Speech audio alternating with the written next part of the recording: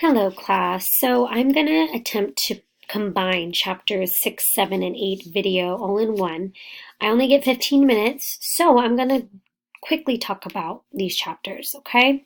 So in chapter 6, Dill's last night in Maycomb, he and Jem decide that they want to peep through the window to see Boo Radley. Scout discourages them, but she ends up joining. And as they go and try to peek through the window, and this is actually portrayed really well, like the movie does, a shadow kind of comes over them. We're going to be reading about that. And then a shotgun sound goes off. As Dill and Scout and Jem leave the scene, Jem ends up losing his pants. And this is also portrayed in the movie. At the very end, he wants to go back and retrieve them because he doesn't want to get in trouble. So we're going to read a little bit about that today. So please start in chapter 6, follow along with your books. We are going to be skipping through, and we're going to start here. Dill stretched, yawned, and said altogether too casually, "I know what, let's go for a walk." He sounded fishy to me. Nobody in Maycomb just went for a walk. "Where to, Dill?"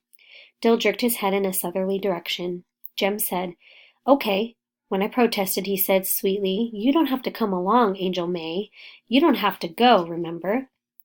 Jem was not one to dwell on past defeats. It seemed the only message he got from Atticus was insight into the art of cross-examination. "Scout, we ain't gonna do anything. We're just going to the street light and back." Go ahead and continue reading on your own. "What are you gonna do?" Dill and Jem were simply going to peep in the window with the loose shutter to see if they could get a look at Boo Radley. And if I didn't want to go with them, I could go straight home and keep my fat, flopping mouth shut. That was all. "But why in the Sam Holy Hill did you wait till tonight?"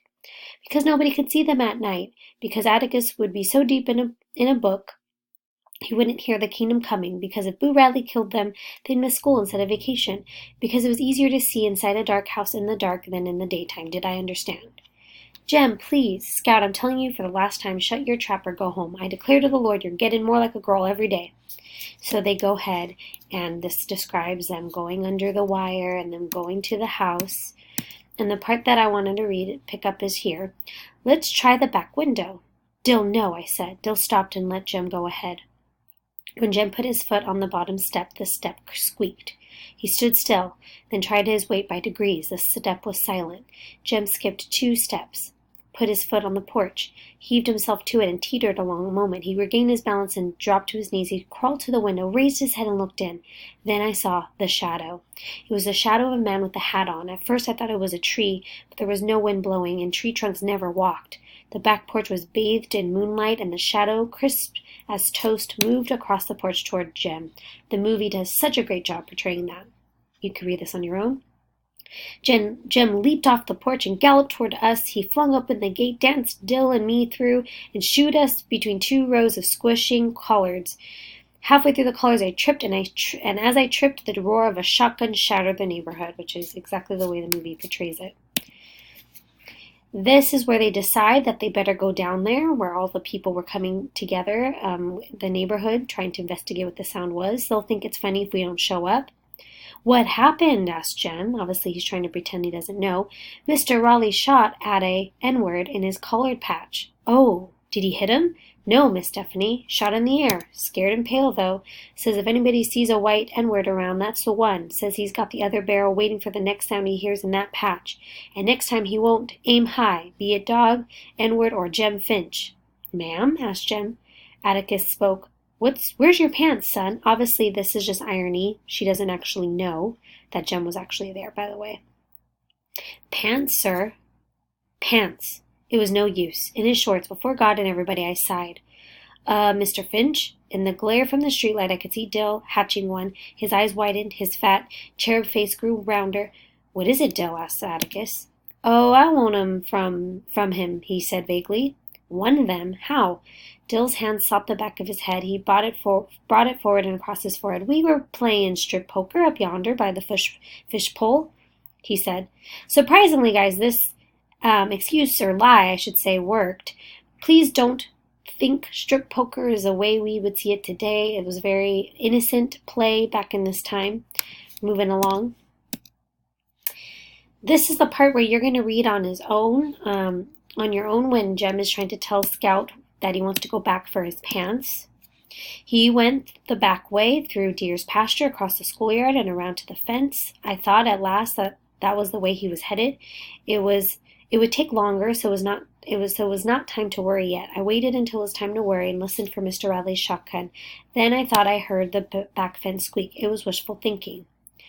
You could read, well, we can skip that. There he was, returning to me. His white shirt bobbed over the back fence and slowly grew larger. He came up the back steps, latched the door behind him, and sat on his cot. Wordlessly, he held up his pants. He lay down, and for a while I heard his cot trembling. Soon he was still. I did not hear him stir again. That's the end of chapter 6. We're going to move on to chapter 7. School starts again. This year, Jem and Scout walk home, and they begin finding more things in the Radley's tree. They want to give this person a thank you note, but before they can do that, the knot hole is filled with cement. So we're going to go ahead and move right along to chapter 7. So this part is really important. Jem this doesn't get explained in the movie, so this is a really interesting part. One afternoon when we were crossing the schoolyard toward home, Jem suddenly said, "There's something I didn't tell you," and he's obviously talking to Scout. As this was his first complete sentence in several days, it was after he retrieves his pants, I encouraged him. "About what?" "About that night." "You never told me anything about that night," I said. Jem waved my words away as if fanning gnats. He was silent for a while, and he said, "When I went back for my breeches," his pants, "they were all in a tangle. When I was getting out of them, I couldn't get them loose. When I went back," Jem took a deep breath, "when I went back, they were folded across the fence like they were expecting me." "Across?" "And something else," Jem's voice was flat. "Show you when we get home. They'd been sewed up. Not like a lady sewed 'em, like something I'd try to do all crooked. It's almost like somebody knew you were coming back for them." Jem shuddered. "Like somebody was reading my mind, like somebody could tell that I was gonna do what I was gonna do. Can't anybody tell what I'm gonna do unless they know me, can they, Scout?" Jem's question was an appeal. I reassured him. "Can't anybody tell what you're going to do unless they live in the house with you? And even I can't tell sometimes." We're walking past our tree. In its knothole rested a ball of gray twine. Very creepy, right, guys? He lost his pants. They obviously ripped, and somebody took the time to sew them. Let's continue on. We went home next morning. The twine was where we had left it. When it was still there on the third day, Jem pocketed it. From then on, we considered everything we found in the knothole our property. You can read that on your own.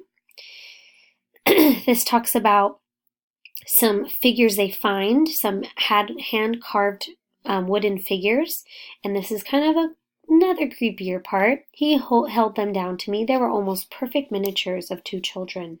These were 2 other items they find in the knothole. The boy had on shorts, and his shock of soapy hair fell to his eyebrows. I looked up at Jem. A point of straight brown hair kicked downwards from his part. I had never noticed it before. Jem looked from the girl doll to me. The girl doll wore bangs. So did I. "These are us," he said. "Who did 'em, you reckon?" They still can't quite, they don't know who did it. This kind of reminds me of the movie Coraline, if you've ever seen it. Like I said, kind of creepy. You can read this paragraph on your own. Okay, this is where they want to write a letter. And this is what they come up with. "Okay, dear mister, how do you know it's a man?" And this is where they kind of debate whether it's a man. Then this is the letter they come up with. "Dear sir, we appreciate everything which you've put into the tree for us. Yours very truly, Jeremy Atticus Finch." He won't know who you are if you sign it like that, Jem. Jem erased his name and wrote Jem Finch. And then Jean Louise Finch, meaning Scout, also signs it. So they go on ahead and they try to go to put this letter where they've been finding these items, and that's where they find that the knothole is filled with cement. They talk to Mr. Radley about it, Nathan Radley, which is Boo's brother, and I want you to read that on your own as to why he put cement in it. All right, last but not least, chapter 8. We're doing good on time, you guys. Okay, chapter 8. For the first time in decades, Maycomb gets snow. They build a snowman, making it look like Mr. Avery, kind of as a joke. That night, and this chapter does definitely a turn for the worse, Miss Maudie's house burns to the ground. It catches on fire. And it's like 16 degrees outside. Imagine how cold that is. Jem and Scout are sent to stand in front of the Radleys' home away from the fire. And I'm going to not read this because I do want you to kind of be surprised as we read through together today. So, we are going to be skipping a lot, so make sure you are watching what you're supposed to be reading. You can read this on your own. This talks about the fact that it's snowing because it's super cold outside. We're skipping a lot in this chapter. Aren't you happy? I bet you are. Okay, so minutes later, it seemed, I was awakened by someone shaking me.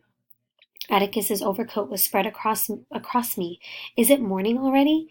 Baby, get up. Atticus was holding out my bathrobe and coat. Put your robe on first, he said. Jem was standing beside Atticus, groggy and tousled. He was holding his overcoat closed at the neck. His other hand was jammed into his pocket. He looked strangely overweight. Hurry, hun, said Atticus. Here's your shoes and socks. Is it morning? No, it's a little after 1. Hurry now. So around 1 a.m. So what's the matter? But by then he did not have to tell me. Just as the birds know where to go when it rains, I knew when there was trouble in our street. Soft taffeta-like sounds and muffling scurrying sounds filled with helpless dread. Who is it? Miss Maudie's, hun, said Atticus gently. At the front door we saw fire spewing from Miss Maudie's dining room windows.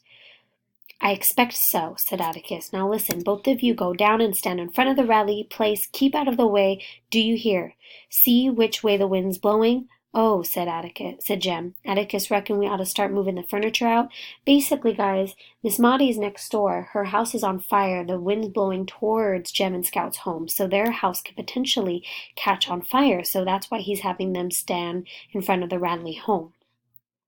Not yet, son. Do as I tell you. Run now. Take care of Scout, you hear. Don't let her out of your sight. With a push, Atticus started us toward the Radley front gate. We stood watching the street, filled with men and cars, while fire silently devoured Miss Maudie's house. Why don't they hurry? Why don't they hurry? Muttered Jem. You're going to read a little bit about the fire on your own and how they come together with the town. And now the fire has finally calmed down. It's out. This is where they kind of come together as a neighbor, all the neighbors come together. Anybody want some hot chocolate, he asked. I shuddered when Atticus started a fire in the kitchen stove. As we drank our cocoa, I noticed Atticus looking at me, first with curiosity, then with sternness. I thought I told you and Jem to stay put, he said. Why? We stayed. Then whose blanket is that? Blanket? Yes, ma'am. Blanket. It isn't ours. I looked down and found myself clutching a brown woolen blanket I was wearing around my shoulders, squaw fashion. Atticus, I don't know, sir. I turned to Jem for an answer, but Jem was even more bewildered than I. And this is where Jem begins to kind of lose his words. He doesn't know what to say because he doesn't know what he did wrong. He knows he stayed in front of the Radley's house. They didn't go anywhere. And then Atticus says, Whoa, son, so gently that I was greatly heartened. It was obvious that he had not followed a word Jem said, for all Atticus said was, You're right. You better keep this in the blanket to ourselves. Someday maybe Scout can thank him for covering her up. Thank who? I asked. Boo Radley, you were so busy looking at the fire you didn't know it when he put the blanket around you? My stomach turned to water and I nearly threw up. So my 15 minutes is almost up, guys. But basically, continue to read this. This is interesting. But yes, they were in front of the Radley home. And Boo Radley ends up coming behind Scout and putting a blanket over her without them even noticing. The last bit of this chapter is Miss Maudie. And I definitely want you to take the time to notice how thankful, the heart of gratitude that Miss Maudie has. Like, she loses her entire home, but you literally find her outside already gardening because that's her hobby, that's her passion, and she is so thankful and grateful. So take the time to read that as well, because it definitely is something we can be influenced by. And yeah, that ends our chapter. All right, thank you guys so much. I hope that this condensing all the chapters into one video is a little bit easier. And yeah, thank you. Go ahead and complete the questions in the summary worksheet. Have a great day.